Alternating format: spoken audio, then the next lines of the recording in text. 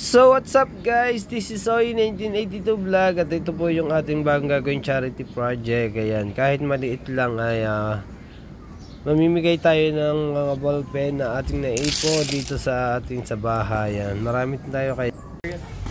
So hello guys, this is Soy 1982 Vlog and ito po yung ating ballpen. So dati 20 pesos lang po ang ibibigay natin sa mga estudyanteng mabibigyan ng ballpen. Ngayon po ay gagawin na natin 50 kasi daw po ay wala nang mabibili sa 20. So meron na po silang ballpen, meron pa silang baon na 50 pesos. So kailangan natin ng 2,550. Salamat nga po pala sa ating sponsor si